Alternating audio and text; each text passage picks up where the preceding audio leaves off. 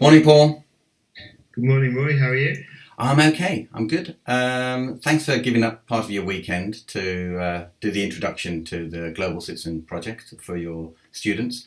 We're going to start on looking at the importance of being consistent Yeah. and the overview of the Global Citizen Program.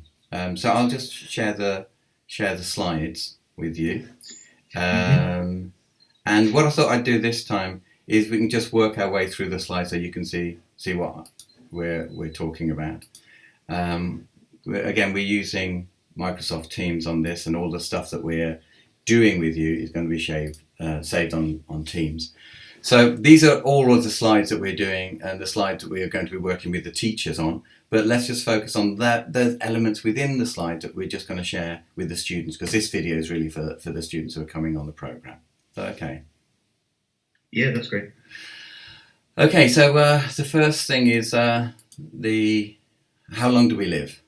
Um, so that's a question that we pose to the students from the very first session, and because it's really important for them to understand time.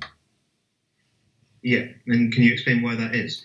Yeah, because we all experience time a little differently based upon who we're with, where we are, what we're doing, but we tend to have a particular time zone, and there are 6 time zones. There you've got your past, present, and future, and it can be past negative or positive, present negative or positive, or future negative and positive. And Yeah. we all experience this. I mean, for children and students and adults that have past positive, they're really confident about where they're going in the future because their tradition, their culture, their family, their rituals, like these are people that remember everyone's birthday and everyone gets together. Or past negative is they may not have had a particularly pleasant experience. And we Yeah. know as educators the impact of children who've had their early years and formative years being Yes. really challenging. So that can lead on to students having maybe, for example, they didn't do well in a test previously, so now they think they can't do tests, Yeah, or or perhaps even the opposite. They did really well at a test before, and then they think that they have to do very well in every test, and that can both of those things can lead to anxiety and problems that's in the future. right. That's right. I Yeah. think, but I think the students and Carol Dweck's work in the growth mindset talks about focusing on the process, not just the outcome. So that's what we're doing. We're going to focus on the process and the outcomes because if you're right. Some students have failed in the past. They may think that's just what I do, and trying to break Mm. that pattern. All we're doing, we're looking at patternings and behaviours and habits. Present Mm. positive is you wake up in the morning and you just forget yesterday, don't worry about tomorrow, let's get on with today. Present Mm. negative is you wake up in the morning, you go, how am I going to get through today? All Mm. the problems, the anxieties of the things that are going to happen, you may have a list that's too big. And this doesn't, obviously not just for students. I know a lot of teachers that have present negative. They get up and say, how am I going to get stuff done today? I'm not sure if that resonates with you. It does. It does absolutely. I mean, everyone's got their own stress and their own pressure, and I mean, I think it's important to say as well that we're sort of sat here. We're very privileged people, Mm. but this is applicable. Everything we're saying here is applicable to all people, and we're going to bring in elements from all different cultures from around the world. This isn't just for, if you like, privileged white people like me and you. No, It's no. actually it's actually going to help all people because we're at a time when well-being is so important Mm. and there's more to life than just exams, and this isn't just an exam beating program. It's also how to be successful humans, and that transcends all culture. No matter who you are, you can be the best person that you want to be. We're not trying to get you to be more like us. We're trying to get you to be the best version of yourself. Yeah, I think that's exactly right. I mean, the skills that we're working with the students are both learning skills and life skills and managing your mind. But those students that want to, after they've been through this program, we would really Yeah. like them to work with our kids globally, because we're using technology to support students in other parts of the world, particularly our students in Nepal and around the world. So and that's the end game, isn't it? But if we're going to go on this fantastic journey together of learning and experience and personal growth, we need to know that there's two time zones that we need to avoid, which is living in the past, but also worrying about the future. Because if you are always worrying about the past or thinking about the past, or if you're worrying about the future, then what will happen is that you become restricted and anxious, and that's where a lot of poor mental health can come from. So the message is that we need to live in the present, and we need to live in each moment so that we can be the best.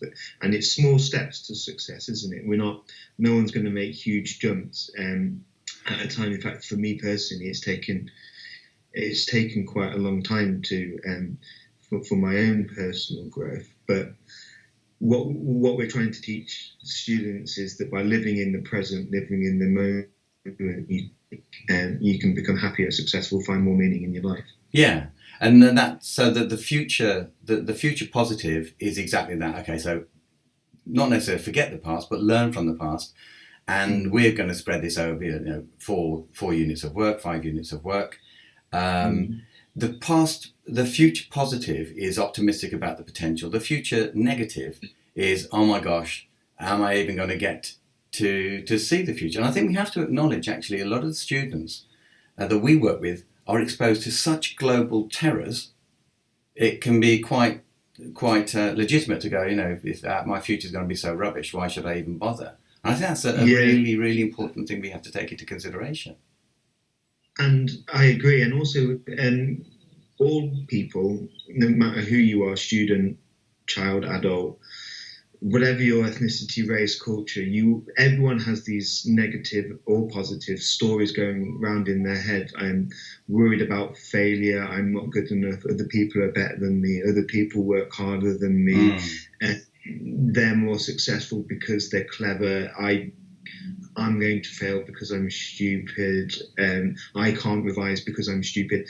But all of these stories that we tell ourselves are not true. And we don't, for some reason, teach this in schools, but actually every person, regardless of language, culture, age, can rewrite their own story in order to be successful. And it's such a powerful message.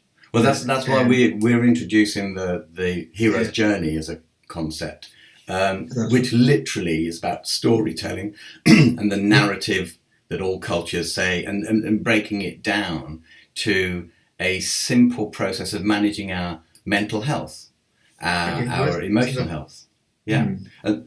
The underlying psychology of this, and again, we're not going to go into any great detail for the students, but we know that it's there, and I know that some of the students are really interested. If they ask questions, because the way that we work in the program is we'll give them some basic practical tips, but if they ask questions and feedback, then we can dig deeper. So it's very much shaped by the questions of the students. If they don't answer the questions, they'll have the basic stuff they can do. If they start asking the questions, we can make this far more powerful for them, rather than saying just, do the project. So Dr. Clarence Graves, who came up with the levels of human existence theory, said, make things simple but no simpler. So that's what we've done. So each of the sessions, we will use this learning line model. This is the simplest way of showing habitual change and how change occurs. You know something, you do it, and then that makes you. You create your habits, and then your habits create you. So we're looking at this habit-changing graphic to consciously get the students to shift and change. Yeah. Mm-hmm. So this is a tool for forming positive habits. So yes.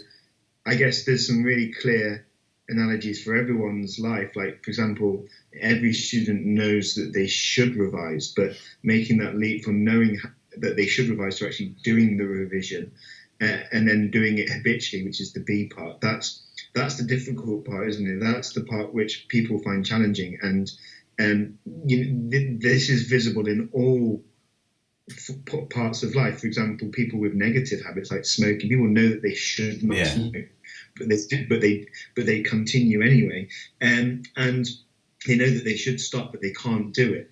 And I think that we have this throughout our lives. For the first 25 years of my life, I knew that I should tidy my bedroom, but I didn't always do it because I couldn't be bothered, or I couldn't make that shift. And it's the same thing. We need to be able to manage our own story, in order to make our lives more fulfilling. Yeah, and so I mean, the work that I do is in the management of change, and that's at its simplest. So each of the lessons will have a line, but the overarching line for us is based on the hero's journey, and it's the first stage is a call to adventure. So what this video is for your students is this is a call to adventure. Come in and explore this.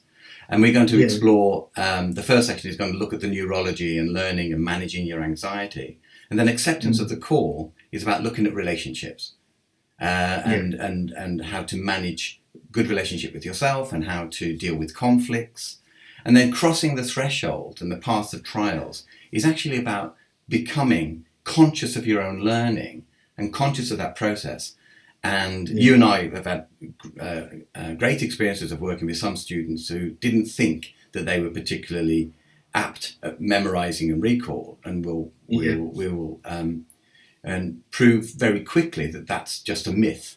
It's not. Yeah, absolutely. So the crossing the threshold means you're going from knowing that you should revise to actually starting. So the threshold is the part where you actually take the first few steps. That's right.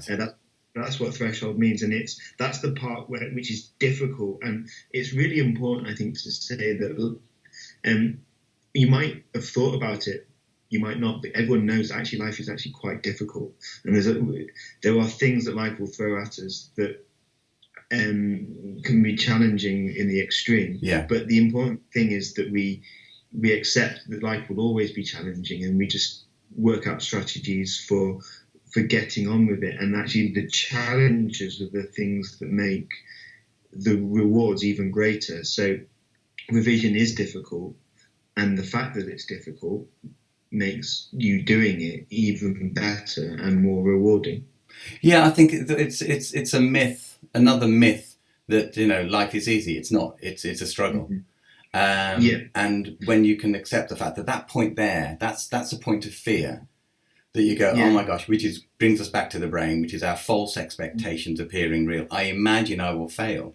And the sad thing is a lot of students who are successful early on in their career, when they get to the point where they've got to manage their own learning, key stage 3, key stage 4, if they've got into the habit of just doing well by doing what they've done, it's like they don't go through this dip. And when there comes to the realization that actually they may have to put in some new effort to unlearn what they've learned, that's the real challenge. So focusing on the process. The story of my life, that was. What was that? Say it again? Yeah.